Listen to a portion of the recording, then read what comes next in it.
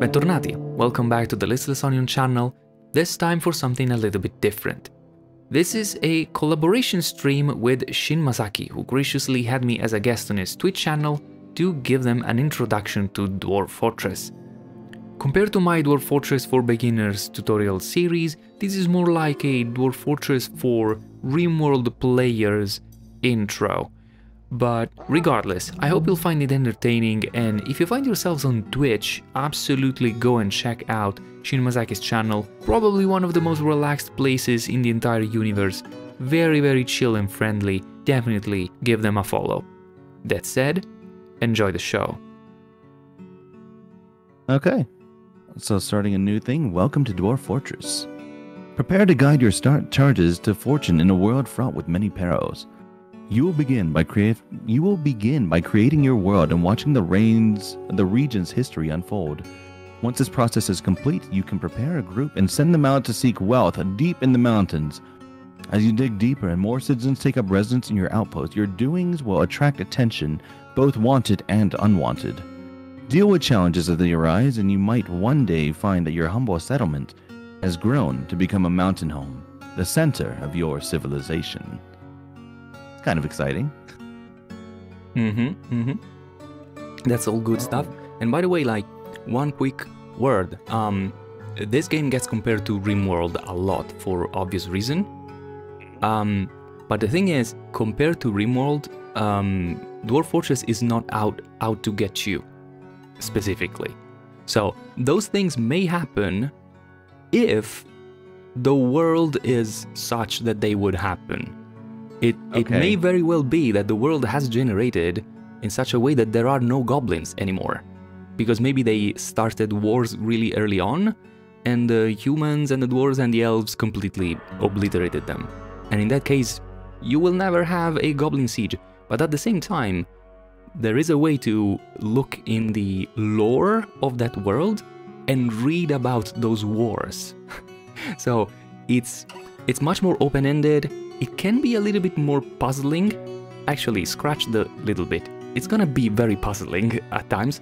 But at the same time, the amount of possibilities of different things that can happen, it's much larger. Sounds pretty good. I know that in Rimworld, like you're doing okay, then the game just tries to go and just shut you down. So yeah, because like Rimworld, it's like to take the definition from the Friends Per Second podcast. Rimworld is a game-ass game. So it's a game meant to be a game. It's there to get you because that's interesting, because that's constantly entertaining, right? Dwarf Fortress is more like a simulation. It's not about you, the player. It's about the world.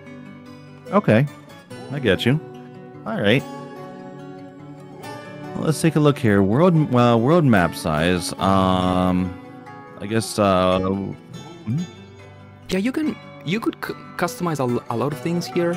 Basically, anything you do will probably be fine. The suggestion is for anybody that is just starting is to just go with it. Just press the green button until you start playing, simply because that skips a lot of problems that you can tackle later on. Okay. All right, that sounds good. Yeah, I guess we'll just go and take a look. We'll just go and just start things up. But world map size is medium. History length 100 years. Goes from 5 to 500. That's neat. Number of civilizations medium. I'm guessing that's going to be like the other factions that they have in like Rimworld. Yep. Maximum number of sites medium. Number of beasts medium. Savagery medium. Mineral currents everywhere. Nice. All right. Well, let's just Oh, there's a thing for mods and detailed mode. Let's get right to it, though. Yep. One little thing for mods, if people want to get into mods, is that mods are applied per world that you generate. So if you download a bunch of mods, you need to start a new world and select those mods for that world. Okay. So it's unique to everyone, I guess. And here you can see the world being created, and that is the history. Oh, I see. Okay, so I was just watching what was going on here, but no, it's actually giving you like the history of things as it's rolling by. That's cool. I like that. So we set 100 years, so now it went and played through the last 100 or the 100 years that led up to what's now, right? Exactly. Okay. And if you read there, like the third line says, this is an abridged chronicle, but the total events, it's something like 67K. Yeah. Oh, that's cool. Okay. So press WASD and hold drag the middle mouse. Okay. So this is just if you want to take a look at the world map, the way it was generated. But as we will start in here, we will start with the tutorial, not because we necessarily have to follow the tutorial. I'm here to try and speed up things also. Sure. But because the tutorial chooses a site for your fortress that is really tailored for new players. So you could like skip that and choose for yourself, but I'm letting you know, if you want to do a really custom embark, that usually takes me between 40 minutes and 1 hour. So okay, it can get pretty involved. Should we go with the tutorial then, or are we skipping that? I mean, it's your fortress, so you do whatever you feel like it. But if we skip the tutorial, we are probably gonna spend the entire stream in the preparation. So okay, so we'll go and hit the tutorial then. We'll start this. Sounds good. All right. So it's starting us here. Okay. A dwarven outpost, you have arrived. After a journey from the mountain homes into the forbidding wilderness beyond, your harsh trek has finally ended. Your party of 7 is to make an outpost for the glory of all of Urst-Egen. There are almost no supplies left, but with stout labor comes sustenance. Whether by bolt, plow, or hook, provide for your dwarves. You are expecting a supply caravan just before winter entombs you. But it's spring now, enough time to delve secure lodgings ere the leopards get hungry. A new chapter of dwarven history begins here at this place. Eden Shodok paddle dives. Strike the earth. So it goes and names the place for us. Yes, that's unfortunately one drawback of starting with the tutorial, is that by skipping all that preparation, you also lose the opportunity to name your fortress and your... Okay, I see. Yeah. In the tutorial. Oh, okay. But I mean, paddle dives, that's a perfectly dwarven name. See, you are familiarizing with the camera movement? Yeah, a little bit of stuff here. Okay. So the WASD, it has this jerky movement because it skips several tiles. I usually go with middle mouse drag because that feels a lot smoother. Feels much smoother. Okay. Mouse wheel. Where are we going? So while the tutorial is active, it is constraining your ability to do things. I think the next screen talks about... You can zoom in and out with control mouse wheel. Oh, there we go. That's what I was wanting to go and take a look at. Okay. Time to get to work. Start by digging a stairwell into the ground. There may be plenty of hillside to dig into, but you'll want to seek wealth below the surface. Begin by clicking the highlighted mining button. At this point, or at any point you like, you might close the tutorial, and we can just go like free. Okay. You know? Sure. We'll just skip through that. Wait. It wants me to click this. And it's okay. And this last bit, I think it's important even for people that already went through the tutorials, that you can click the help button and the tutorial, the interactive tutorial is still there. Plus there are several more guides in the right column. That for example, like all the tutorial videos that I'm posting on my YouTube channel are based on these guides, these extra guides. So there's a lot of knowledge already to be had in the game. Okay. All right, so here we are. Here's our peoples. Okay. We have a couple animals. All right. One thing that I want to say, first of all, like again, like because of the comparison, like the standard comparison to Rimworld, your dwarves are much more reliable. Are much more. Wait, no, reliable is not the right word. They are more resilient. Okay, so in other games, there's this rush, you know, to get to sort things as quickly as possible. You can be really efficient in Dwarf Fortress 2 if you want, but there's really no rush. Like, you could unpause and let the dwarves do whatever they want, like for 2 months, and they would probably not die. Also because you have a lot of both food and drinks and stuff in your starting wagon. But the thing is, your dwarves, first of all, you don't directly control them. There is no way to tell a dwarf, you go and do this now. The dwarves do what they do. Okay.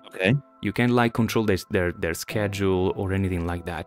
What you as a player, what you are the collective conscience, let's say, and you decide basically what the plan is. And then the dwarves that are enabled to do the specific tasks will do so just because these are stout creatures fond of work and alcohol. So most probably at any time you would either find them working or drinking something. Okay. Sounds good. I guess the UI probably needs a little bit of explaining, but because there's a lot of it, right? So to the top you see the name of your fortress. Then you see that you have 7 dwarves in the population. You see that they are middle happy, let's say. They all start very neutral. Again, they are very resilient. They will not start going crazy until they get all the way down to red. I'm really, really angry. Okay. Then you have the stocks, which is basically the inventory of the entire site, with its own, you know, explanation and stuff, and you can search through things. And then always in the top portion of the screen, you see a recap of your food, drinks, and stuff like that. Right-click to close windows. Right-click, okay. Basically anywhere. Now, you see numbers, which is like kind of 60, circa 60. That's because that you have no dwarf that is counting stuff. Because some of the things that you can do in Dwarf Fortress need to actually be carried out by one of your dwarves. So in order to have perfect count, you need to have a bookkeeper that goes around and counts the stuff. Okay. So we know we have maybe about this much stuff. We don't know exactly. I see. And anything that it is up to 7, they can count perfectly. After 7, somebody needs to go in, you know. I guess that's why we start with 7 dwarves. Exactly. Okay. Exactly. Like 7 is the dwarven number officially. Okay. Okay, then you of course have your minimap. That button that you were hovering, the one with the red X and stuff, you can use to set up shortcuts. Like if you want like F1 to go here on the map, F2 to go there. One thing about the map itself that also the tutorial goes through, but you probably already noticed, is using the mouse wheel, you go up and down levels. Because this is what that one. Oh, I see. Elevation. It goes and says elevation, okay. Right? Because you only see one map level at a time, But this game is, okay, I get it's it. I get it. fully three-dimensional, right? So you could potentially build several levels up in the air. Like you can build much taller than those tree branches, for example. And this map probably goes 100 or so levels below ground too. So there's a lot of map here. Okay. Oh, also goes into negative now. Okay. Yep. Yep. Nice. And of course, us being dwarves, you know. All right. Going underground is the thing. If you look in in the top left and top left and bottom left corners, it seems like you have some hills. Okay. And you can also click on the minimap if you want to jump there. And there, for example, you'll be able to see that there's between levels that are exposed, you get these slopes, right? So a difference in elevation could either be a sheer cliff, which is not traversable, unless somebody's really good at climbing, let's say, or you could have this ramp thing that both people and animal and stuff can freely go through. Okay. Okay, I see. I see how that works. Okay, that's neat. All right. I figure it's probably time to maybe cut some trees and dig something out. Okay. So let's see. Set tree chopping orders. Yes. So the order that you give go in designations, which is basically painting an area for a specific activity to happen in. So chopping trees, you go and select that, and then you can either draw a rectangle, or for example, you see like there's this kind of like stamp tool and then the paintbrush tool. The paintbrush tool is more like I click on them one by one, let's say. Okay. And basically, after you have done this, the dwarf that has the hatchet and is enabled, and I know already that there is at least one by default, will start doing this. And there he is. He is going around, chopping trees, and the trees fall down, and you have some wooden logs on the ground. Okay. Having done this, usually the tutorial starts introducing the stockpiles. Okay, I see you already are also gathering plants, which is great. The only thing is, we still don't have a place to stockpile that food, right? So it would just lay on the ground and eventually go bad. To designate a place for things to go into, there's that button that has the red thingy. That one, yes, place stockpiles. Then you click on the plus. Yep. Okay, same stamp, and okay, I see. So pretty much the same that we had in Rimworld, designating zones. Okay. Exactly. All right. Then you have to click on accept on the top left.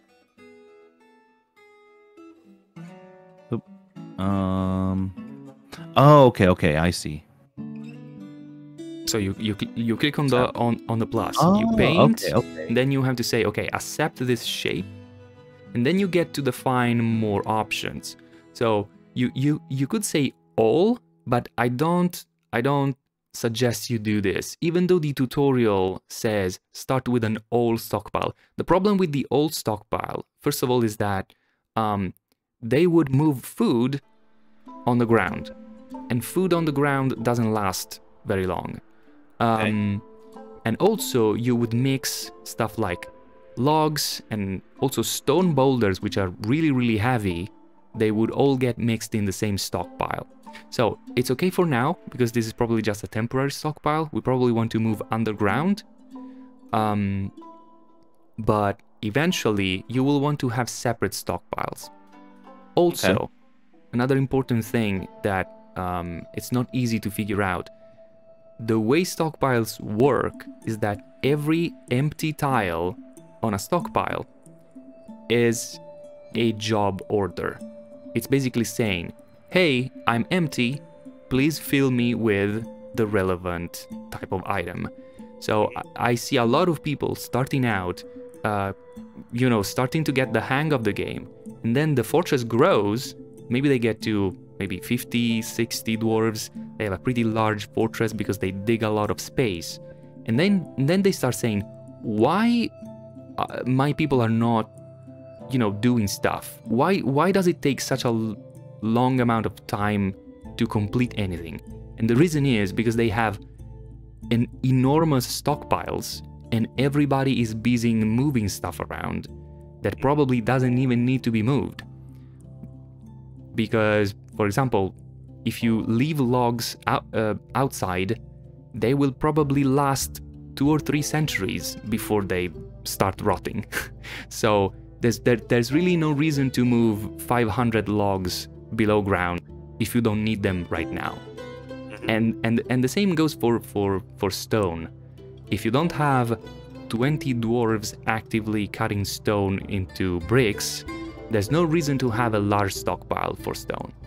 Okay, yeah, that makes sense. So let's move into digging. What do you think? Yeah, sure, that sounds good. Okay, so the pickaxe is your digging tool. Okay. Dig a regular hallway or room. So digging goes in several. Yeah, sorry. Because like again, I have this 2 seconds delay. So if you want to take a look at the tools you're seeing. Yeah. No, it's okay. It's okay. Go ahead. Okay, so the first one to the left is for digging sideways. So let's say that you are already underground and you want to open up more hallways and rooms and stuff. That's the one you use. But we are currently above ground, right? So that would not help you. And in fact, if you try it, nothing happens because there is nowhere to dig on the surface level. Then so we have to go and dig a stairs then. Exactly. One thing that you can do is to dig stairs. Stairs in this new version are designated by clicking on one level where you want to start, and then going down or up and clicking on the level where you want the stairs to end. It's also a good idea to have a stairwell that is more than 1 tile wide, because while an infinite amount of dwarves can exist on the same tile, the game doesn't show you that actually only one of them is standing up. All the others are crouching down to let the one dwarf pass by. So they basically get slowed down if they are forced to traverse the same tile.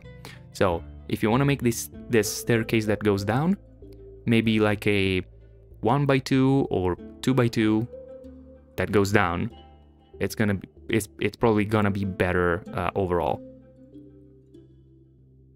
Okay. Like that. So we'll go and do. Well, Okay, I see that you are making a 1x3 1x3 stairwell.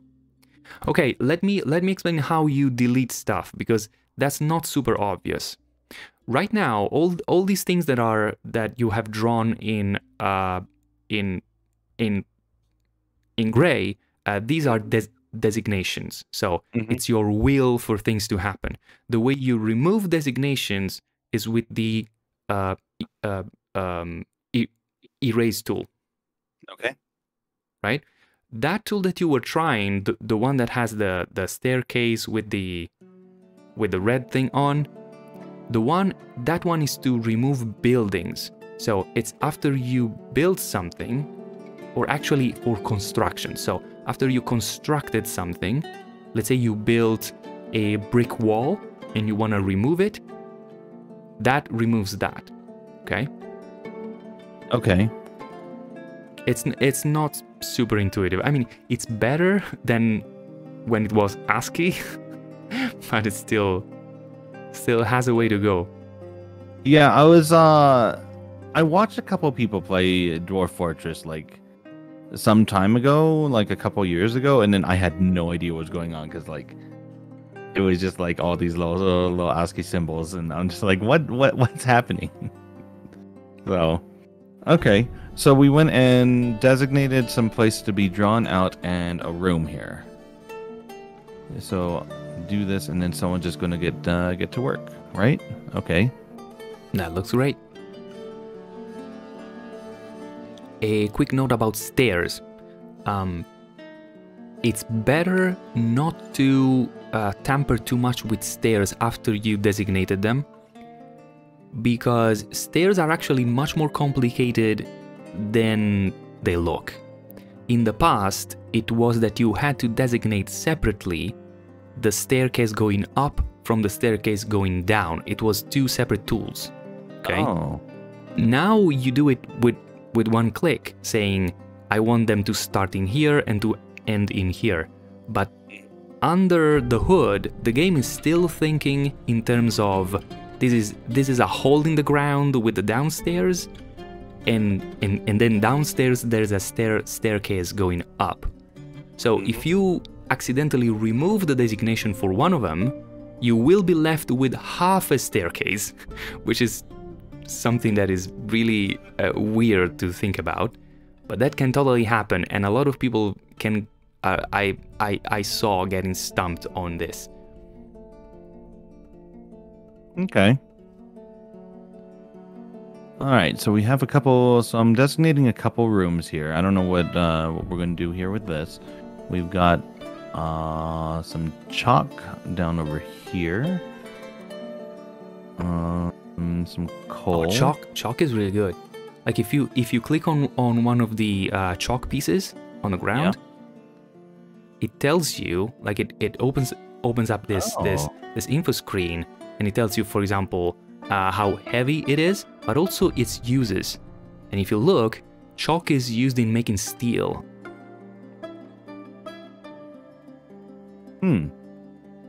Of course, you would also need some kind of iron ore, of course. But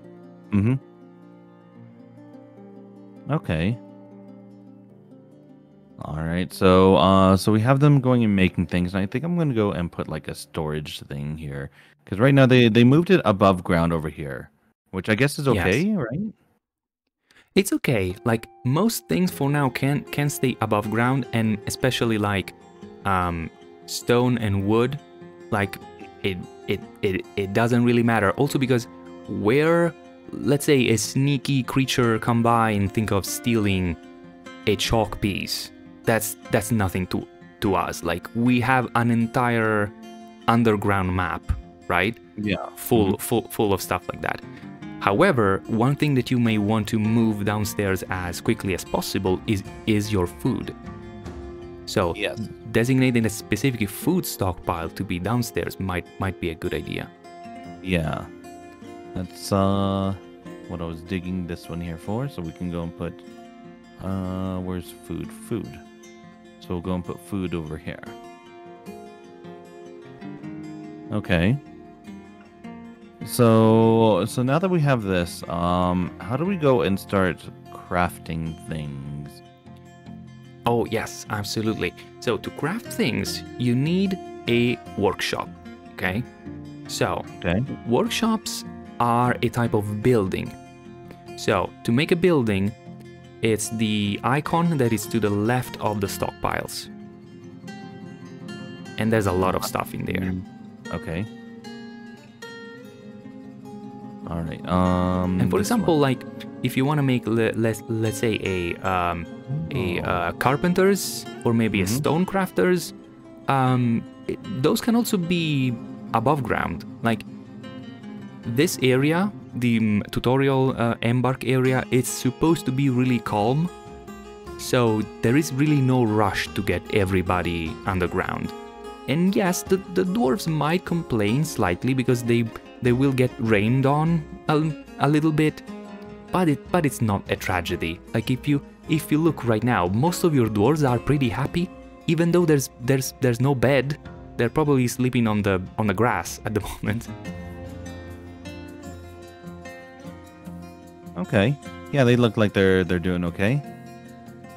Calm unless it puts you right next to a necro tower here. Hey there, Healbot. How's it going? Welcome. All right, so these guys are, they look like they're doing okay. Wait, I don't want to go and designate a fishing thing. So we went and set, so I told these guys to do a fishing thing over here.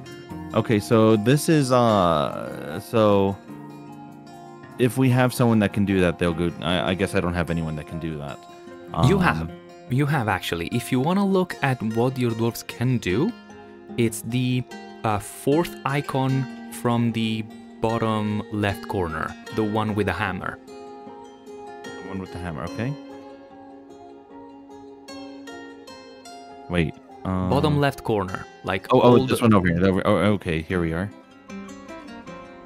Okay. No. This goes and shows us a different. Yes. Okay. Here. Now I see that you found it. Again, I'm like three seconds behind. Yeah. Sorry. Yeah. Okay, so sweet. In the old version, it used to work in a totally different way. You used to go to each dwarf separately and saying to each dwarf, okay, you can do this, you can do that, but you can do that, etc., etc. In this one instead, you have the jobs on the left, so miner, woodcutter, hunter, and by the way, this is just a default selection. There is 10 times as many different jobs.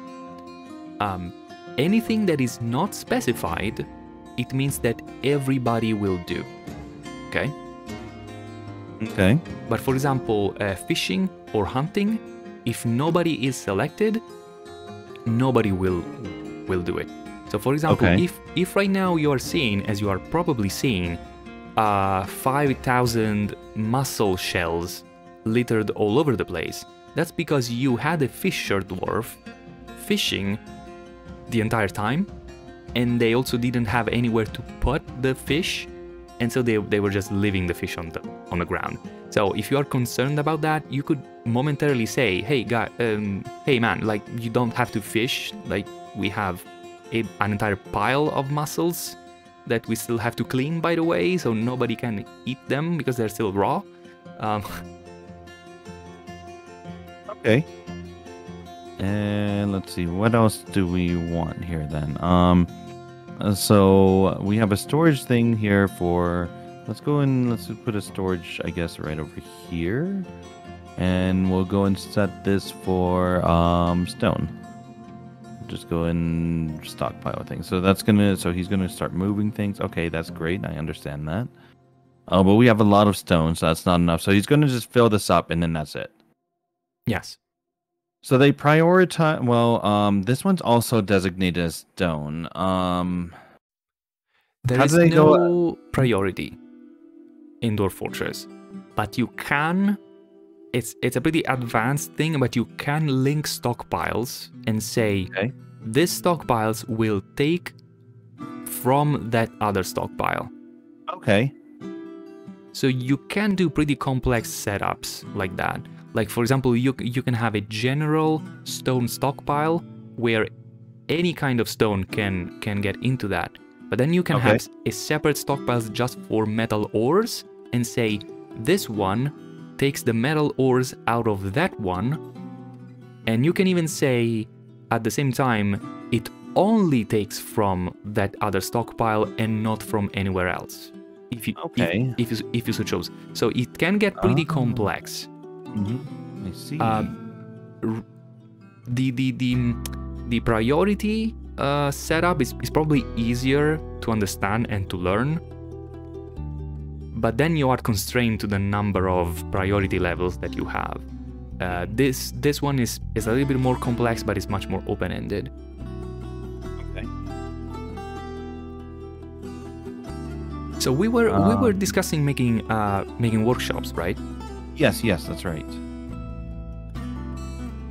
Do you have a space that you want to make the workshops in? Yeah, we'll just go and throw something down over here. So I click the workshops, and so we have these things here. I suggest, for starters, a carpenter and a stoneworker. Okay. So like materials for the carpenters. So this goes in. Okay. You can make your workshops out of most things. It's really up to you. The only thing that that changes is the color. So if you use a really let's say dark brown wood, your workshop will look that way. Okay. Other than that, it doesn't really matter. Okay. That sounds good. We have a lot of wood right now, so we can go and use these. So carpenter's workshop. So so I can click that, and then we can go. Oh, it gives me this workshop is free for anyone to use, so we can assign people to it. I see. Yes, if you want, you can assign a workshop master, which means only that person will ever work there. Which is, I think, it's a feature that I use a lot because it lets you say, this dwarf here is a really proficient carpenter, so I want only the carpenter to make beds, for example, because that means that my beds will be better quality, you know? Otherwise, anyone that is free and likes to dabble in carpentry will get there and make a functional bed, but you're gonna have a much wider variety of quality of the resulting stuff, right? And also that way, like, sure, like, everything will work. Again, like, Dwarf Fortress is really forgiving. You don't have to have excellent beds for everybody. Your fortress will still function. But if you want to then go ahead and do really neat stuff, if you want to have the satisfaction to give, you know, all masterwork furniture to your king or something like that, then you need to start specializing dwarves so that they can hone their skills in specific things. And the only way to do it is by letting them practice their art, right? Mm-hmm. Whereas if you more like, they work, the better they get. Okay. Exactly. Whereas if you let just everybody do it, you might have made 1,000 pieces of furniture, but because then you have 100 dwarves, everybody has made 10, and nobody is getting good at it, you know? Okay. Let's see. This is how we assign, I guess, rooms. This is burrows. Burrows is a different thing. A burrow, it's the same as an area in Rimworld. It's when you want to say everybody get inside because going outside will be dangerous, right? So you can design a burrow area. It can span multiple levels, and then you can assign dwarves to it, and they will stay in that zone. Okay, I understand. If you instead want to make rooms are, again, they are painted by you, okay? So whereas in Rimworld, what you do is you just physically create the space and you put a bed into it. In here, you will still, of course, need the bed for the room to actually be a functioning bedroom, but you draw where the room starts and where the room ends, and that is the green icon, so the zones menu. Place zones. Oh, bedroom. Okay. Okay, or should at least it should include a bed. Okay. So let's say we want this to be a small bedroom. And then so we have, so it designates as a bedroom. Is there any way for us to go and let's see, let's go and just make bedroom. So you could do it like this. But there's an easier way. Like if you prep them with all the furniture in it, and you separate them from the rest of the fortress with their individual doors, then you can do a single rectangle and it will recognize the individual rooms, and that's a way to mass designate rooms. Oh, okay. I see. So you can make like 7 beds and 7 doors, and we can set that up.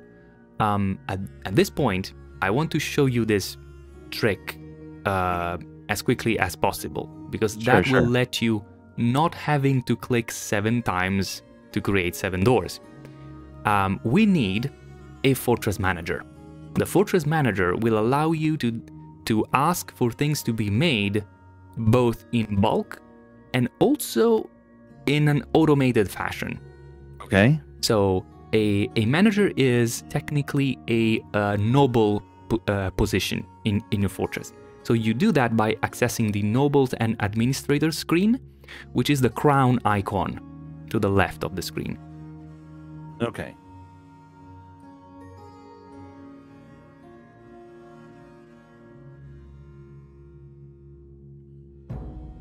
All right, so we have that.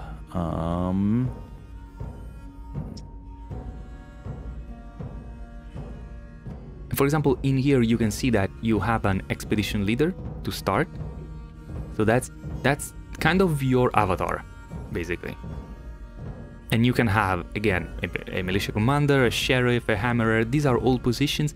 Each of these has a specific function assigned to them. As I was explaining earlier, for example, if you assign the bookkeeper, and if you give that bookkeeper a study to do his job into, he will go ahead and count all the items that you have. Okay.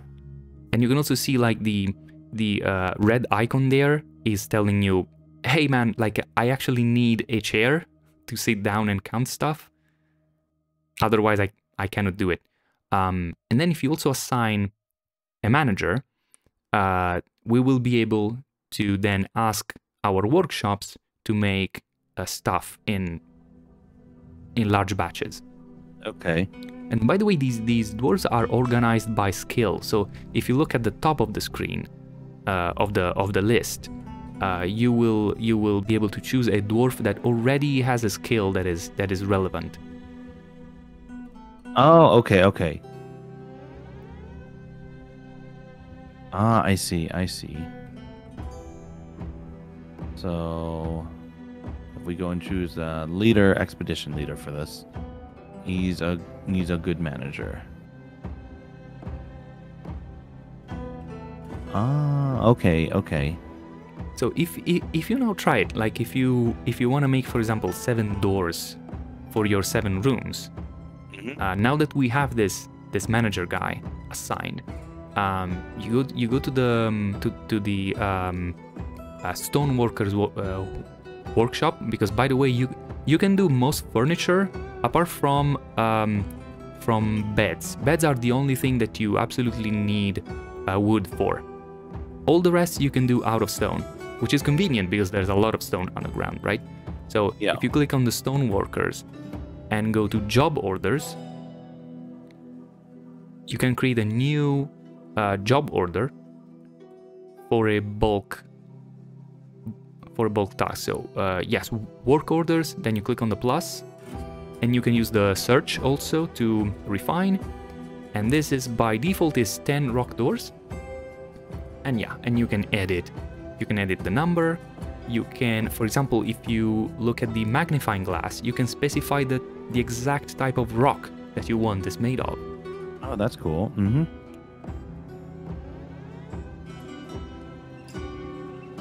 All right, so we have him making the doors. Where do these go? Right now, nowhere. They will sit in the workshop itself. If you click on your carpenter's workshop, on the bottom side of the info sheet of the carpenter's workshop, you will see that all the beds are in there. Oh, okay. I was wondering where those were. I see. But you can make a furniture stockpile. Okay. Yeah, we'll go and just do that right over here. So we will accept furniture.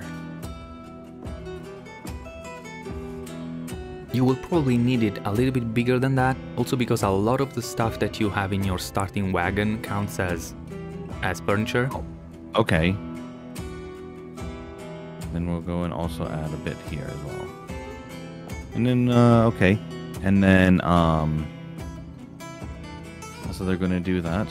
Then how do we go and set down, like, we want doors here so we can have those be walls or rooms. Okay, all types of furniture are technically buildings. So it's the same way you created those two workshops.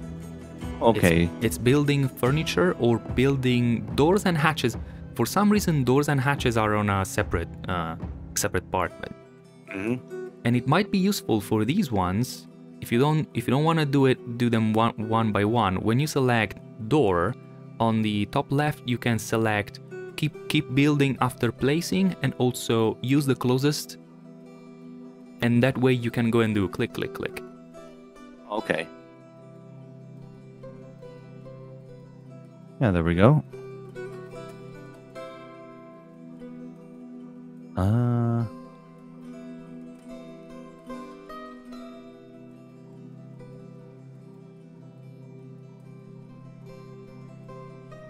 Needs door. Make it workshop for no access to door. Wait a minute, what happened? Okay, so this happens from time to time. Don't worry. It's not a big deal.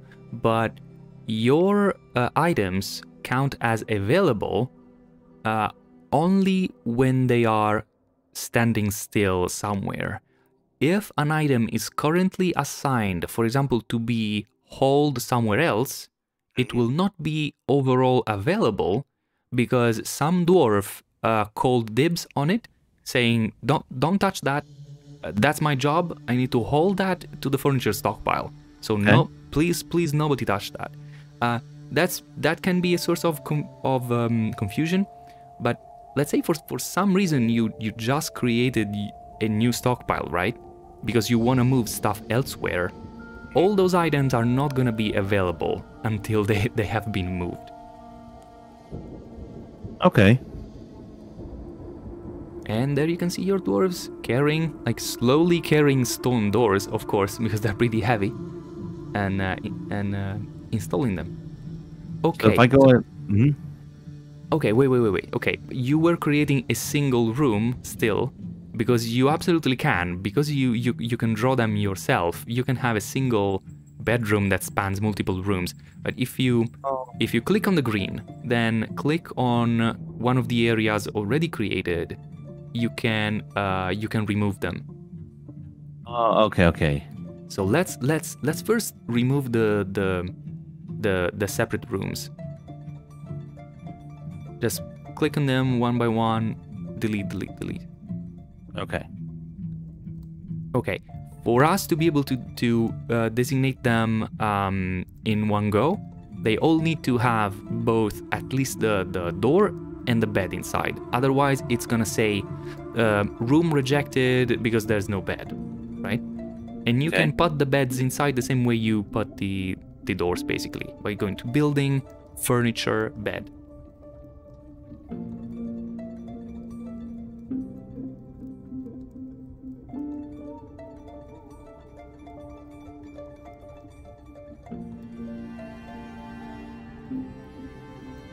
There you go. All right. So now, if you go to zones and bedroom, before you draw, click on multi.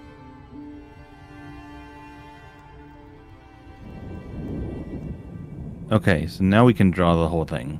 Exactly. Oh, okay, so there it goes. 7 bedrooms created. Nice. There it is. So it's a little bit fiddly at the start, but you can see, like, when you get 200 dwarves and you want to make bedrooms for each of them, this way it's much easier, right? Okay. Now then, let's see. How do we? Is there? Oh wait. Let me see. Is there a thing here? Is there a thing we do for cooking? Yes, there's actually multiple workshops. There is one for making alcohol, which is very important, and there is the kitchen. So those are all under workshops.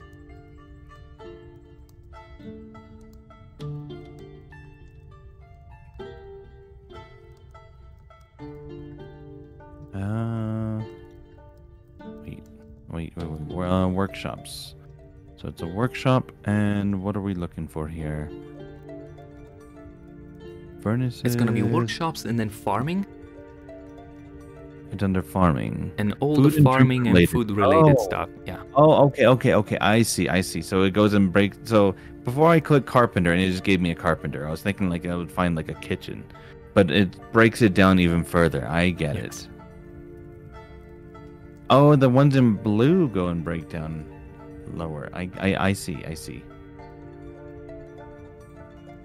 Okay. One idea could also be to also make a fishery workshop, because you have a lot of fish sitting raw in places, right? Yeah. Okay. So we'll go and make a workshop. We'll go and put this over here.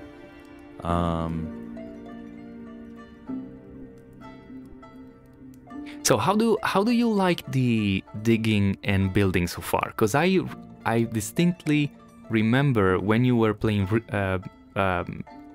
Rimworld that you liked digging a lot. I liked it, yeah. It was being able to go and plan out your stuff was really nice. I liked it a lot more than, let's say, building out of just like getting a plan and then building it out of like out of wood. I think I liked it because like you already had your surroundings and you were just carving it out. So I like how this is. And by the way, right now I think you only have 1 or 2 miners assigned, but you have a few more pickaxes available. So if you want to dig more and faster, you can assign more miners. Okay. Oh, it looks like you found some form of metal ore. Magnetite.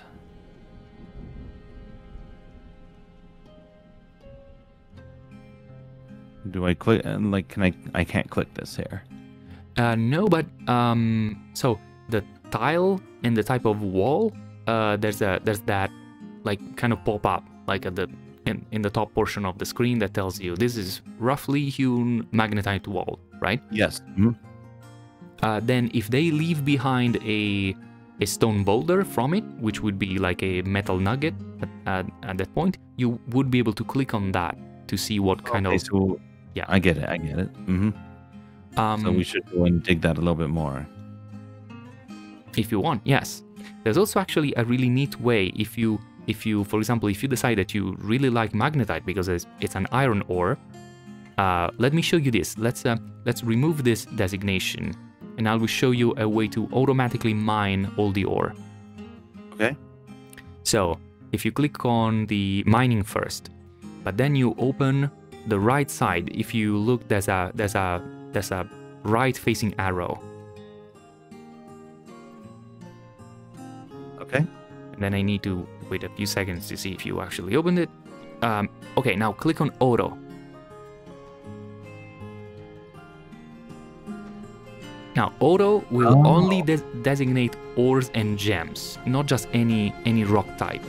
But then you can just click on one single tile, and from there they will go, oh, but this other tile next to it is also magnetite. So I'm also gonna dig that. Oh, that's a lot smarter than it is in Rimworld. Okay. Yep. Now then, for over here, it goes and says that there's water here. So we have and that's because we are just one level underground. So if you go up one level in elevation, you can see that there's a small pond in there. So be careful. If you breach into that, you might have all that water flood into your fortress. Okay, okay. So dwarves naturally stop.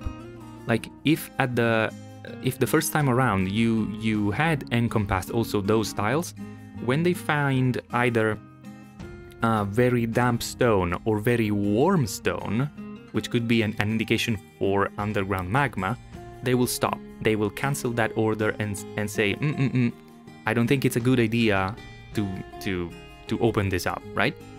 If you really want that to happen, you can get back in there and designate the specifically, you know, either damp or hot tiles, and at that point they will do it.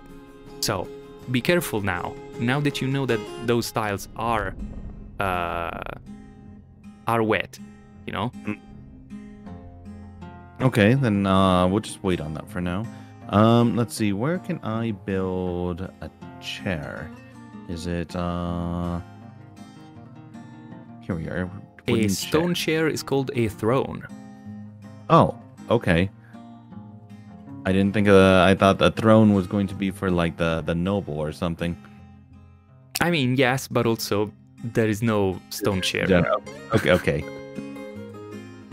Okay, so I want to go and make these rooms here for my manager and bookkeeper because it says they need a chair. Yes. Okay. And just so you know, you could have placed a chair like anywhere and made a 1x1 tile office for them. It would have worked. But of course, if you want to make them really happy, you can give them a really fancy room and they will appreciate it. Okay. But for example, if you wanted to appoint like a manager and a bookkeeper like at day one, you can just plop down any chair and make just a really tiny office zone over it, and that's enough. I see that we just ran out of alcohol. That is probably the one way to lose at the game. But it's okay, it's okay. Dwarves will drink water for a while. They won't be happy about it, but they will drink water. Okay. So we'll want to go and make a something. A still. A still, okay. Brew alcohol from plants, okay.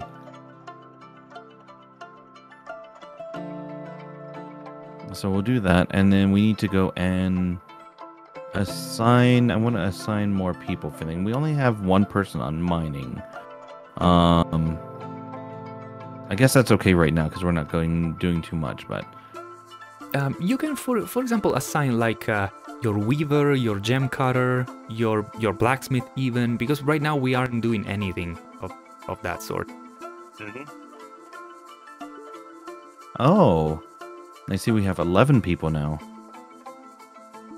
Yes, like I skipped over this, but on the left side you have a bunch of alerts of stuff that have happened. A few of them are just demonstrations because we started with the tutorial. So that big red alert, it's actually nothing, like nothing bad happened, most probably. Then there's the one with the pickaxe that usually informs you of the types of ores and various gems that you have found while mining. The one with the cage most probably is gonna be one of your cats that decided who their owner is. Oh, this is a list of different alerts that we've had. Yes. Okay. And I think a couple of dwarves married, and then the one with the stick and the sack, that's because a few migrants arrived. So okay. See, like we don't have like a bejeweled hall with statues, and yet 4 dwarves decided that this is a pretty worthwhile place, and decided, yeah, let's let's move in paddle dives, you know?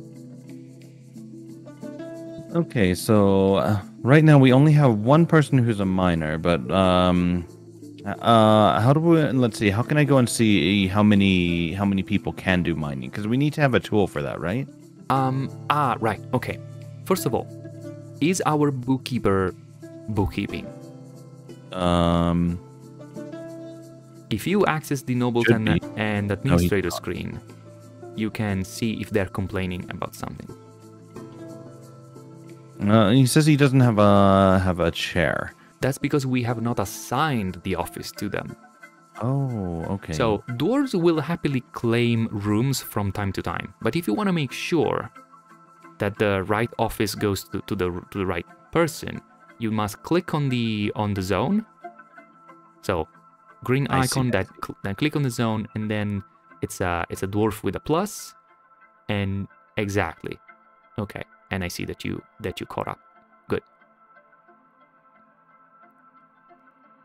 Okay. And so your expedition leader is also your manager, right? Yes. Yes. Okay, now see, 36 food, no drinks, 57 seeds, 7 meat, etc., etc. So now we have perfect counts. Now let's pause for a second, because we have no drinks and we have to solve this situation, right? And we can also, oh, by the way, spacebar for pause and go if you wanna access that quickly. Let's look at the stocks also, because now that we have perfect counts, we can go to the stocks screen and see what's happening there. In the meantime, I want to try and reload your stream on my end for a second and see if I can reduce the delay. Give me a second.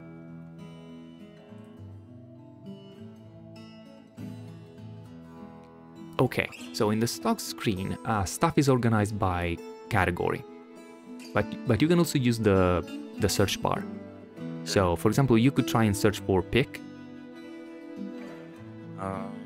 Pick. Oh, okay. So okay, I see.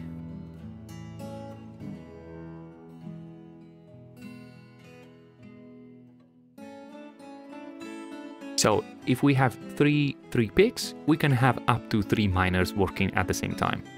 And for example, if we have 5 battle axes, you can have up to 5 woodcutters. Okay. Do I have to assign these to people? No, not necessarily. So if you go to the jobs screen, you can click on the mining job and say, okay, you and you and you do mining, and if there's a pickaxe available, they will just grab one and get to work. They'll just do it. Okay, I see. Hey there, Nilazi, how's it going? Welcome. Thanks very much for that resub there. 2 months. Love to have you here. We're learning some Dwarf Fortress here today with Listless. This is Listless giving the rundown. Hello, hello. Okay. So we just did that. So spacebar to go and unpause.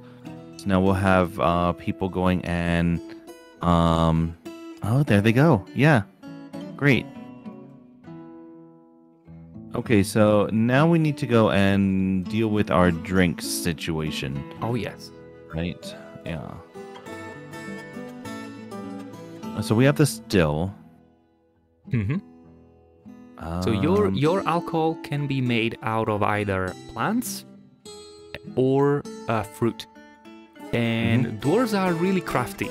They can make alcohol out of almost anything that is edible, apart from like meat and stuff. So on the workshop, if an item is in white, it means that you currently have the necessary stuff in your stock somewhere. Now, there might be fruit on the ground, as I see you are looking under trees. If you are in a forested areas, chances are there's a lot of fruit, especially like in early autumn, summer. There's always going to be a lot of stuff going around. I will later show you how to designate fruit to be gathered. Okay. But you start with a few things that are specific to dwarves, like types of mushrooms that can also grow underground. Okay, so you should have a stock of those. And by the way, this is demonstrated by the fact that when you click on the still workshop, you can select brew from plants. Oh, and also I remember that you designated an entire area to gather plants from. So you probably also have like radishes and various kind of things. So you can click on brew drinks from plant, and I think you can also safely click to put that on repeat. What is the difference between brew and extract? Extract is a separate thing. Extract, I think, is a really specific job, and you use that to... oh, that's a lot, mate. I just saw you draw a huge rectangle. That's gonna take a lot of time to complete. But it's okay. It's okay. Like, personally, I tend to be, let's say, much more... restrained in how I give my orders, but it's gonna work eventually. Okay. But all right. So extract, I think it's used to create gnome blight or some other specific substance, or to extract venom. No, that's made in the trapper's workshop. I don't know, like extract is a really specific thing, but brew is what you use to make alcohol. Okay. Now, to make alcohol, you need the plants, of course, and also you need available barrels. If they start complaining that there's no barrel, because, for example, they might be putting fish in some barrels, or raw plants, right? What you can do is go at the carpenter's workshop and ask them to make 10 wooden barrels, for example.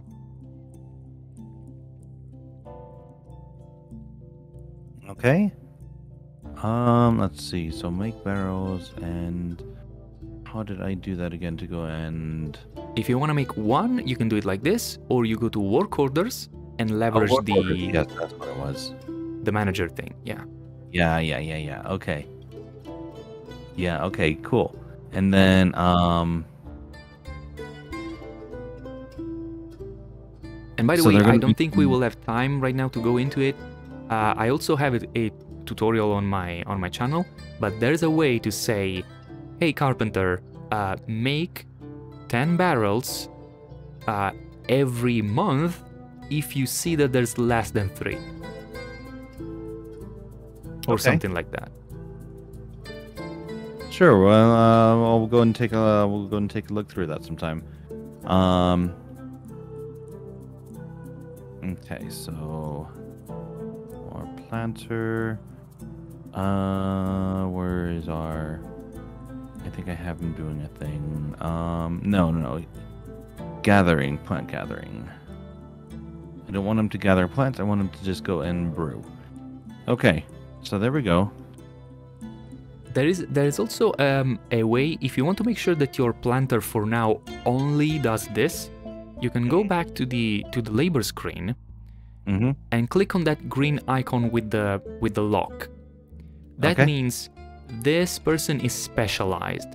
Specialized means whatever icon is next to it, which is that still icon now, they will only do that.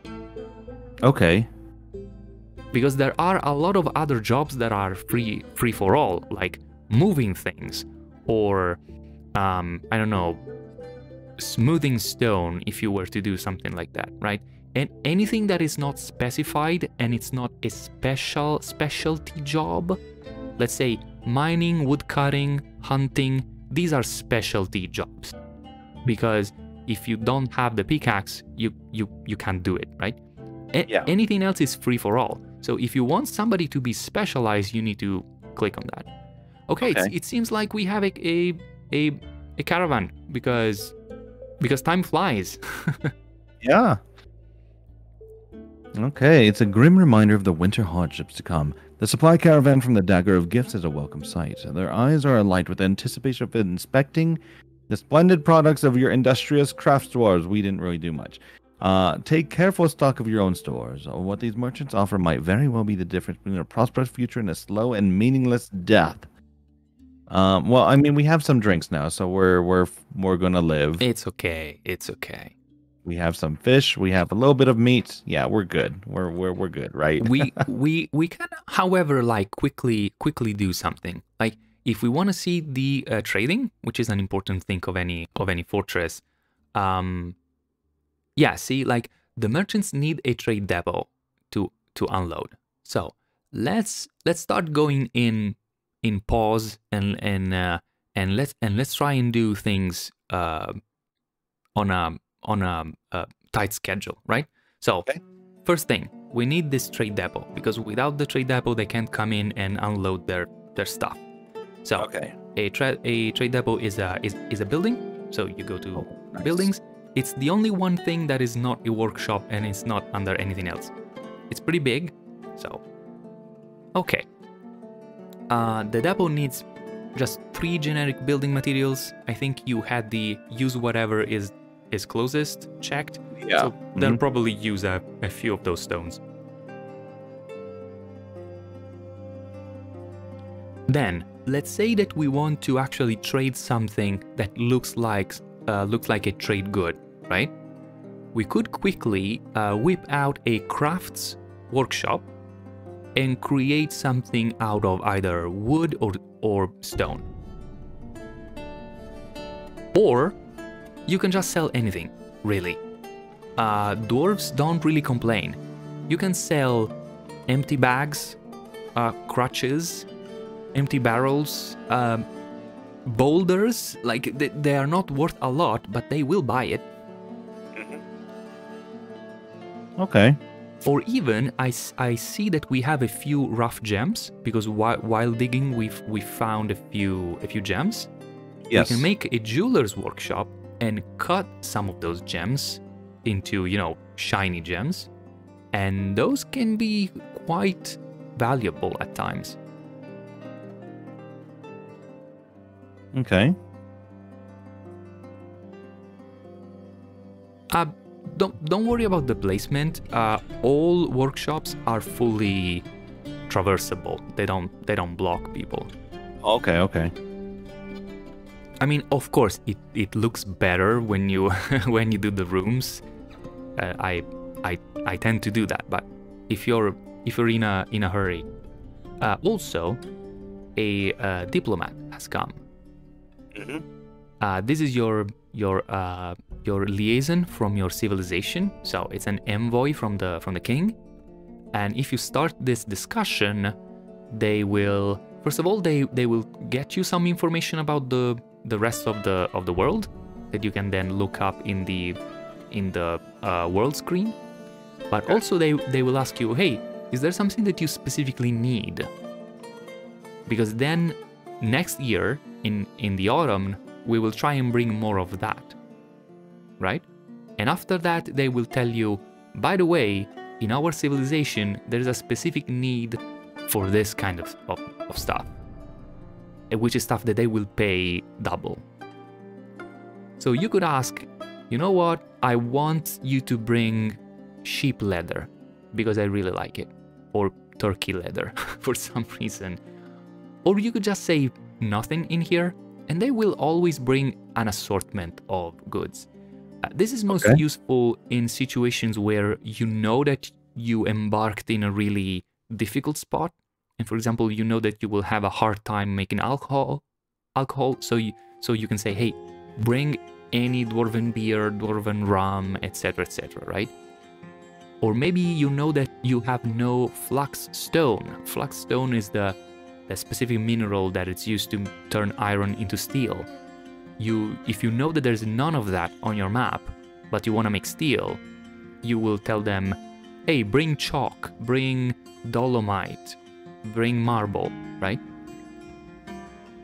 And this is all stuff that comes with, knowledge of the game. So don't worry if some of this doesn't mean anything to you at the moment. Okay. So we can go and designate like several things that we want them to bring. Yes. But if we don't tell them anything in particular, they'll just go and bring whatever they have. In any case, they will bring a bunch of stuff. They Okay. always bring a bunch of stuff. If you designate something, they will know that you will pay a premium for those, so they will try and bring more. Mm-hmm. And you can also ask, hey, bring me cows because I want to start animal husbandry. Which, by the way, reminds me that we did not designate a grazing zone. Our animals are probably starving, but that's okay. Okay, that's fine. Yeah, it's not a big deal. Okay. So when you're happy with that, you can just click on done. And see, like, also there was a under the hood negotiation going on. Oh, and they ask for plants and armor. So next year, if you've made armor, they will pay double for that. Yeah, they'll go and offer this much for plants and armor. Okay. Yep. But this is not for this caravan. It's for the next one. Okay.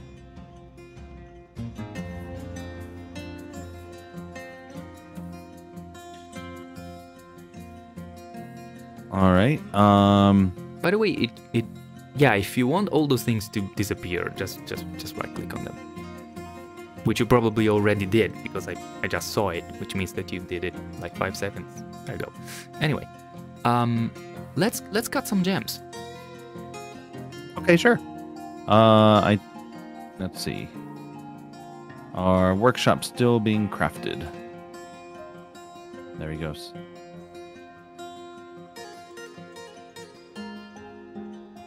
All right, so here we are. By the way, the caravan from the trader will stay for an entire month.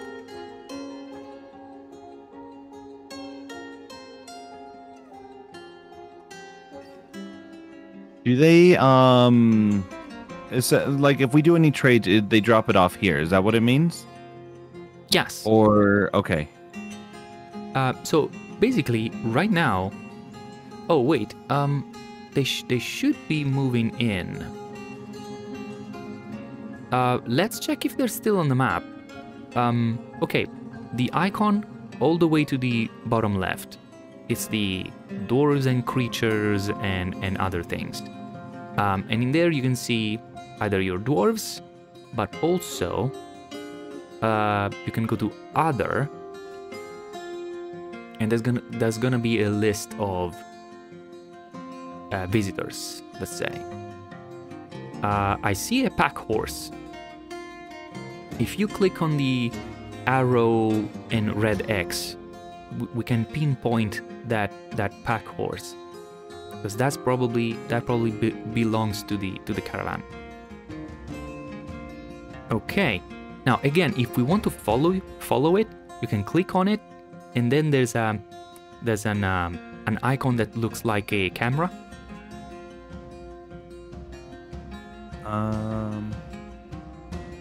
Camera, okay. And then when you unpause, all right, there they go. Now they're heading. provided you don't manually scroll, Mhm. we will follow the yep. So they noticed that now we built very quickly this trade depot, because they were just probably waiting at the edge of the map. Now they're coming in, and if you look down, they are gonna unload all the goods in there. Now, the items are there. If you wanted to be sneaky about it, you could, let's say, cause an accident and grab all the goods. However, if the merchants die and they don't come back to the parent civilization, you will erode the relationship between you and the parent civilization. Okay. Now this will not immediately cause a war, especially because this is your civilization. But for example, next year, the caravan will bring less and less stuff. So the more they like you, the more stuff they bring. Okay. Okay. But that was just to tell you that there is no, like, even if there is a trade screen, there is no item transaction mechanically happening. The items only exchange ownership, let's say, but you could just grab them if you wanted. The thing is though, even if the merchants leave, they do make a count when they exit the map. They start counting and they say, okay, we came in with a total items worth of 5,000. We are leaving with 2,000. Something went wrong, right? We have been robbed somehow. Okay. So then they'll go and be upset about that then. Yeah. And also, depending on the civilization, if you do that long enough, that could lead to a siege. Mm-hmm. Okay, let's cut gem. You can put that on repeat. You may also want to assign somebody to this and have them specialize on it so that they don't get distracted by anything else. At some point, you will see a few cut gems appear.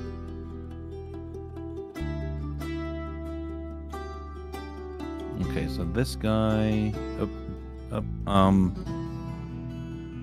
let's see, mining, and you can see that they have the jeweler's workshop icon in there. How do I remove things from this? You click on the miner, and then you click on the green V to the right. You need to click on the check mark again. Okay. Or I guess on the entire line. Okay. It's okay. So you can also remove plant gatherer as a profession from them. And that way they are now kind of specialized. If you want them to be entirely specialized, you also click on the hammer icon. And then they will only do jewels stuff. Which, by the way, when you do the workshop assignment, that's not just one job. It's anything you do at that workshop, if that makes sense. Yes, he's the only one that will go and work there. Okay. Let's see. And of course, provided they are not currently sleeping or anything, they will go in and do the thing. So let's see. Do we have any gems here right now? Those white thingies on the ground, those should be rough gems. If you want to make it easier for them, you could make a gem stockpile very close to the workshop. Yeah, that's a good idea. That other dwarves will help by bringing stuff closer. Okay, so we'll go and gems.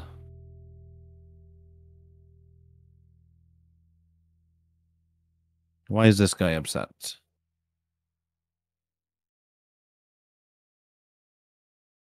I yelled at somebody in charge. That was not satisfying. Yeah, in here you can basically see all their little moodlets. So, for example, you can see that dwarves are generally satisfied when they have something to do, right? But then they were forced to drink water for a while, and from the pond, nonetheless, and that's annoying, right? And he didn't even have a cup for that. Okay, no goblet, cup, or mug.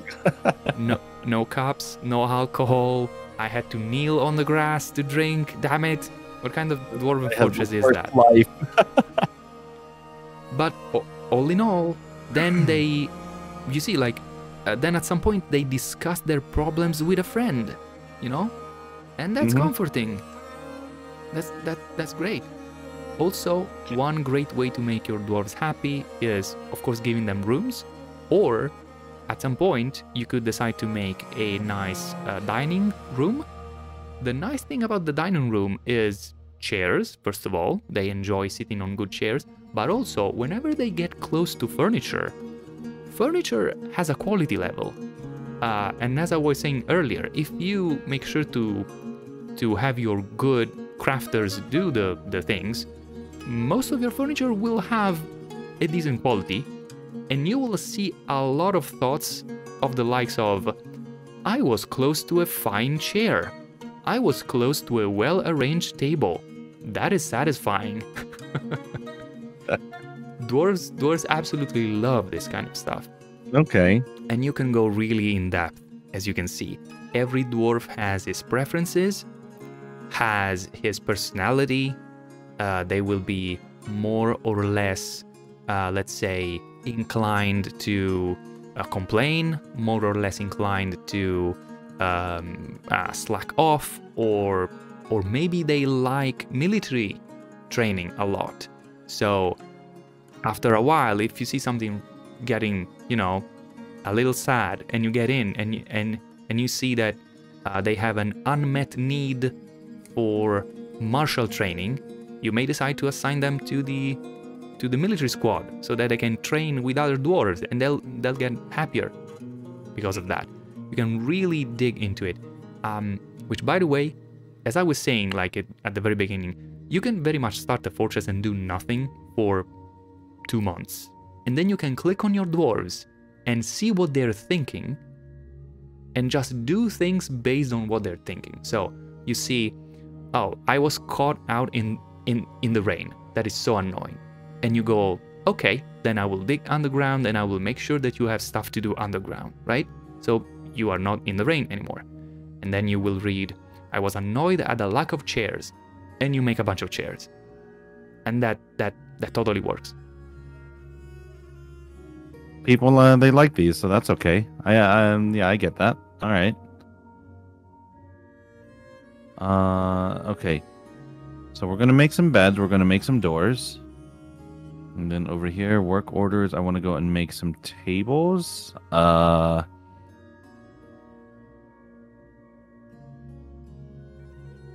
Make some tables, and I guess thrones. Let's go and make 12, one for each of the rooms, because that'll make them happy, right? Are you planning on having tables in the specific rooms? Yes. I will suggest, now, you can totally do that if you want. However, they will have a tendency to bring food in their own room and eat alone. But dwarves are also really social. It's probably long-term a better idea to make a nice dining room, and you have a population of 11. Having 6 tables and 6 chairs, it's probably enough to satisfy them all.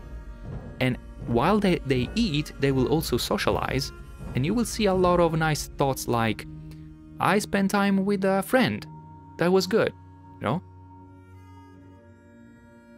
Okay. Yeah, we could go and do something like that. So how about right over there? Let's go and do that right up over here. And also the dining hall has the extra opportunity given by the fact that there's going to be more furniture in it. So even more chances to look at nice tables and chairs.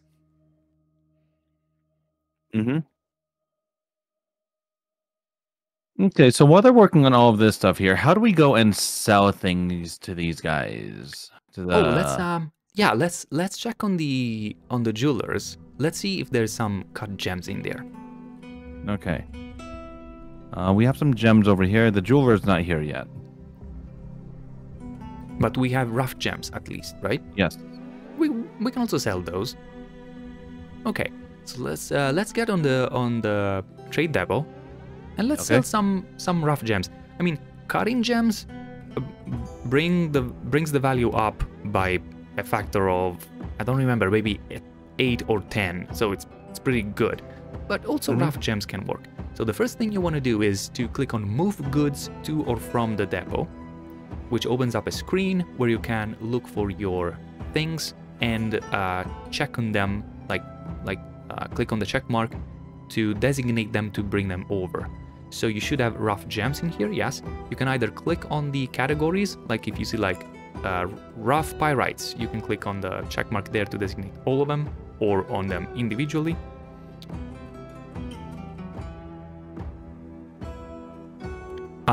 You know, something else that we might want to trade, we start with a bunch of weapons, but we are not using them at the moment.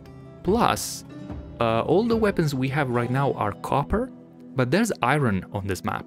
So we can probably replace some of these weapons with iron weapons later on. So if you want, you can designate a few, I don't know, copper spears and stuff to bring over. Sure. Like the tutorial embark is really generous, in which it gives you a lot of stuff that you would not necessarily be able to purchase, let's say, otherwise. So now we should see people bringing stuff over, which will appear on the table on the right. Yes. The shells you can sell. It's a running meme with Dwarf Fortress, making goods out of shells. Also because in the previous episode, what am I talking about? In the previous version of the game, shells were much more valuable, and also crafts made out of shells. Right now, shells are kind of junk. Shells and bones, they are the same as making goods out of just plain wood. But, you know, you can sell them. It's probably a waste of time just to move them around, but it's okay. Now, we have goods on the trade depot. You can click again on the trade depot and ask for somebody to come and do the trading. However, we don't have a dwarf specifically assigned to trading, do we? So before doing that, no. You may want to assign a broker. A broker is again a noble position. So when you're ready for that, you can click on the crown icon, find the broker thing, and assign somebody to that station. The broker is also the dwarf that is responsible to assess the value of your goods. If you don't have a broker assigned, you will never see how much an item is worth. Okay. Now for the trading, having a good negotiator is the most relevant thing. So now that we have a broker, you can click again on the trade depot and click on request. No, what it says, broker is requested at depot.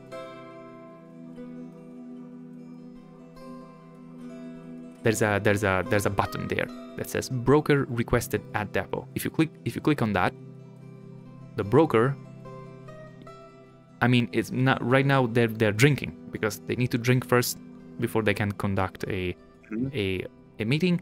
When they're done drinking, they will. Okay, they are attending a meeting now because they are also a noble. So probably somebody wanted to complain to them. I think they're done. If you click on the okay. As you can see, their job right now is trade at depot. So now if you click on the depot, you can click on trade finally. Okay, so trade. Oh. Okay. Right. Oh, so okay. When you have the trade thing open, you can select your stuff to trade on the right and the stuff you want to buy on the left. The important thing is that on the bottom left corner, the trade profit must be in green. If it's not in green, it means they will not accept the trade. So while it's all 0, it's all in yellow because there is no trading going on. But you can select all your stuff. And as you can see, that brings your value up to 84 right now. I can see. Then you can select the stuff you want to buy. And the difference is going to be the trader profit. The trader wants to leave with a positive profit. For example, we could decide to, I don't know, buy some milk or some, I don't know, cheese. I mean, we don't have a lot to sell at the moment, so we're not going to be able to afford even just an iron pick. Let's see. We could buy some leather. I think some food would be good because we don't really have too much food right now. Food is generally at the bottom of the list.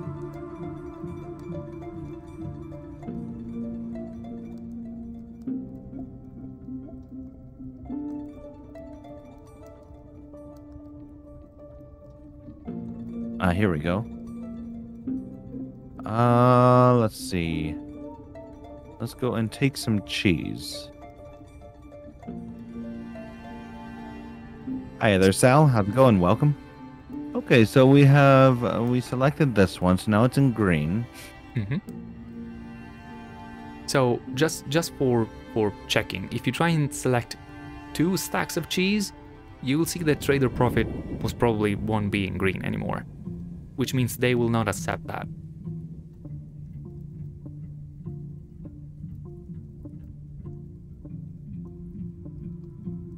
So when you okay, yeah, I see. Because we're only trading 84 worth. Exactly. Okay. So when you're happy with your trading, you click on trade, which is at the bottom center of the screen. And if everything goes well, you will see at the top the trader going, that's good, thank you for your trading, or something like that. And depending on the amount of profit they made out of it, they will also change their disposition. So right now it says, wonderful, thank you for your business. And it says, Bomrek seems willing to trade. Willing to trade is still pretty much middle of the road. If you manage to give them a lot of profit, it's gonna change to Bomrek seems happy with the trading, or all the way to ecstatic, which means like a better disposition means that if you conduct several, separate tradings, you can probably get them to you can get away with a smaller margin of profit, if that makes sense. Okay. Okay, so that sounds pretty good. So we got some stuff here. We got a cheese, we got a helmet, and we got something else. I just went and clicked some things.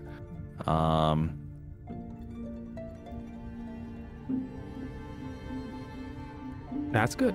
And what are the goods still over there, or do they go somewhere else? So let's say that you had brought some more of your own goods. Your own goods will stay there unless you find them and deselect them for trading. But the stuff that you bought, it's already up for grabs. So whenever a dwarf is available and you have a stockpile free, they will get in and get the cheese and bring it in the relevant stockpile. The thing is, your food stockpile is full. You might want to do something about that. Yeah. Let's go and make another food stock, I guess. And then, for example, if you at some point have a really big fortress and maybe your grand dining hall is a long way from your kitchen, you might want to separate, and have a food stockpile that is specific for ingredients and one that only has prepared meals and prepared drinks and stuff like that. Mm-hmm.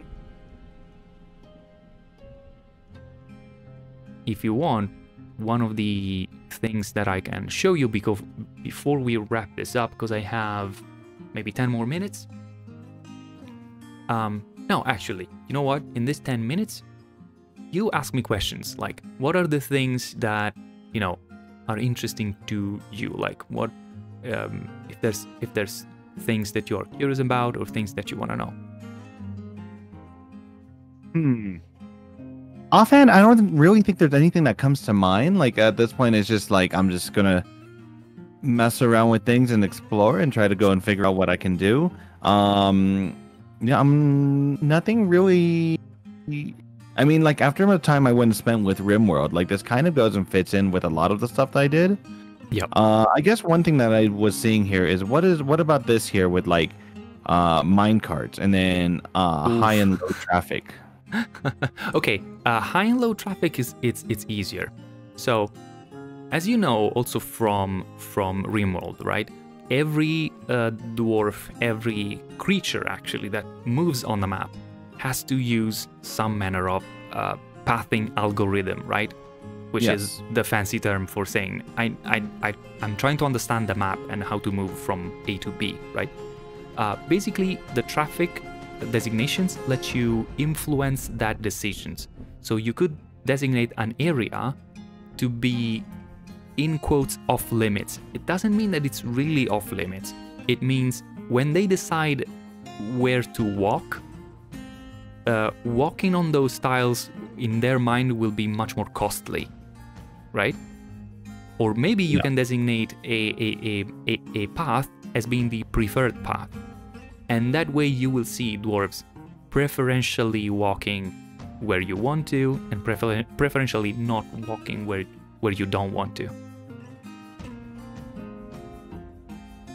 And when it comes to minecarts are an entire mini game of their own. just so you know, for example, you could have on the same map 2 separate structures and connect them with several lines of minecarts if you want. It's totally unnecessary, okay?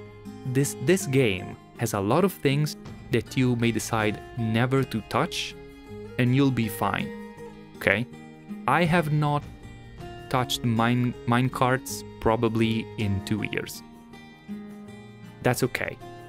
But then you might decide, you know what, I want to build a complex kill box based on minecarts, really quickly zooming around while full of boulders. You can totally do that.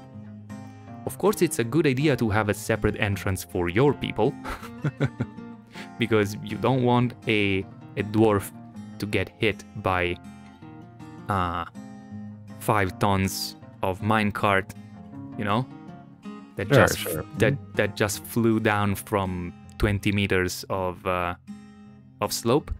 But that's something you can totally do. Another thing that the Dwarf Fortress community is really fond of is minecart-based shotguns. What is that? So, as you might have noticed, this game has some notion of physics. And especially when it comes to minecarts, minecarts totally speed up when going down, but also if they are abruptly stopped, for example, if the track ends on a wall, the contents will happily spill everywhere, or actually will happily spill forward, because they will conserve their momentum. Now, if that wall is also being carved as a fortification, so it's got holes in it that are specifically designed to let projectile through, you could make it so that your dwarves fill a minecart full of swords, then they kick this minecart down, I don't know, 10 elevation levels worth of downward slopes, then it slams on this fortification and 50 steel swords come flying upwards in a cone towards something that will be ripped to shreds, basically. Nice. Okay. Or you can do that with gems, and it's gonna work the same exact way. Like, of course, steel swords cut better, but you know, you can get fancy with it if you want. Okay. Oh, just one little note. Unfortunately, it's 1 chair per table. 1 chair per table? Yes, because when dwarves go in for eating, they occupy the entire table. Yeah, dwarves are kind of messy, you know, when they get in to eat. Okay, I get that then. Okay, so we'd have to go and make a big table for everyone then. Yeah. All right. One last question here is like, for these rooms, does it matter how big they are? Because I'm making these 3 by 3, but is that too big? Okay, let me say this. Tarn Adams, the creator of Dwarf Fortress, said, if you're making rooms smaller than 3 by 3, you're a monster. However, However, that's because they like to roleplay a lot, and that's totally fine. Also, it's good to give your dwarves some furniture, especially chests and cabinets, because dwarves like to acquire new baubles and new clothing, right? If they don't have a cabinet, they will not have anywhere to store the stuff. That said, you can also smooth the stone, which increases the value, and also then engrave the stone so that it's gonna be decorated. And you're gonna be able to look at all the engravings in all the tiles, because all of them are gonna have an image, a specific image on them. If you look at your designations, the one between plant gathering and erasing is stone details. So the first one is gonna be stone smoothing. So smoothing the walls is gonna increase the value of each tile considerably. When a tile of stone has been smoothed, and yes, you can also designate the stone cutting job is stone smoothing. This game still has a problem with being consistent with terminology. It uses a really flowery vocabulary. At the same time, it can be a little bit confusing. So the stone cutter does two things. They cut stone into bricks, and they also smooth natural stone. Okay. Exactly. So I see that you designated all your bedrooms for smoothing. That will make for much better bedrooms. I usually get a lot of mileage out of 2x2 rooms, because in a 2x2 room you can have the bed, the chest, the cabinet, and an empty spot. My dwarves, if they are otherwise okay-ish, so if they all have some work to do because they don't like to just sit around, if they have prepared meals and alcohol to drink, and there's maybe a dining hall, a temple, a tavern, you know, all the amenities, they usually are also very happy. So a 2x2 room with smooth walls counts as a pretty decent room. They will be happy. A 3x3, when smooth, maybe with also some good furniture in it, they will think they are nobles, basically.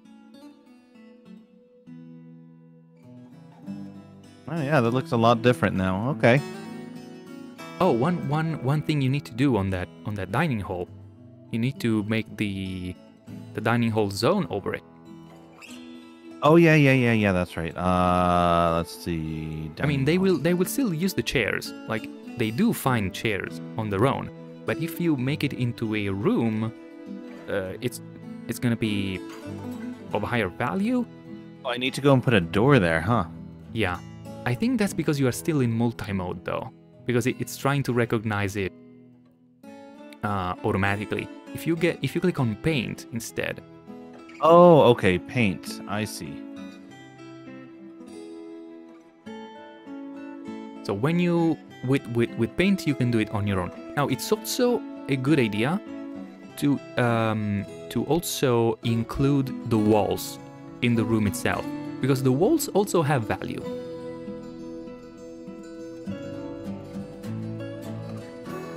And by the way, just so you know, if you select a zone already created, there's a button for repainting that same thing. It's the paintbrush. Repaint. Okay, I see. Okay. And by the way, a zone doesn't need to be even contiguous. Like, you can have a really fancy design. Like, you can have several, like, physically separate rooms, and all count as the same thing. Unfortunately, since you dug in the first layer, some of that is not stone. Some of that is probably either clay or loam or some other kind of soil. Oh, so we can't smooth it. Okay, I see. I understand. But on soil, you can make farms, which we didn't talk at all, because farming is another thing entirely. But you will find the interactive tutorial in-game for farming and how that works. just know that the seeds that you have, the seeds that you start with, are seeds for dwarven crops. Dwarven crops want to be underground. If you want to farm above ground, you need to acquire, let's say, normal, let's say, human plant seed, which you might have already because you gathered a bunch of plants from the wilderness here. Also, the thing that might be puzzling at first, the way you acquire seeds. There is no way to specifically extract seeds from plants. The way it works is, if a plant is eaten raw, the dwarves spit out the seeds, basically, and the seed becomes available. Or, if it's made into alcohol, the brewer takes the seeds out of the brew, say. If, however, you make a kitchen and you have stuff like raw plants used in your meals, they will cook the plant with the seeds. So, a mistake that a lot of new players do, they make the kitchen and they start making meals on repeat, and they don't care about forbidding their plants for use in meals. And so all their plants that should be used for brewing gets cooked together with their seed, and at some point they run out of seeds. Okay? Okay, so I built a kitchen. I actually didn't start to make anything. Let's see. So we're gonna make some meals, and then... Oh, wait. Last thing. Sorry. I'm all over the place also because I'm running out of time. But I want you to see this. Before you create the prepare meal thing. If you go to the labor tab, a sub-tab of labor is the kitchen. Which basically it's a list of all the ingredients you have. Okay. And in here you can also, the green icons, it's both a way to know how it can be used. So carambolas can be used to make both brews and meals. But you can click on it and say, you know what? I have rice. I don't want you to make sake, but I want you to make meals out of rice or something like that. I understand. Okay. A good idea is to get in here, locate your plump helmets. Plump helmets are used to make dwarven wine. It's one of the staples of any dwarven fortress.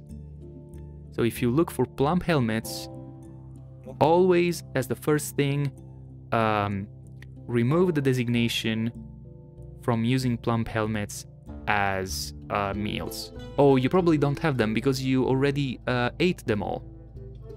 Oh, also, dwarven wine and all your booze. Disable that, because you can use, as you probably know, being in the business yourself, you can put alcohol in your meals to add flavor. And the dwarves are really creative with this. They can make a meal with only one solid ingredient and 3 types of alcohol in it, magically. I don't know how. It's gonna result in a really cool meal that they like a lot, but also will make your alcohol disappear really quickly. Yeah, okay, that makes sense.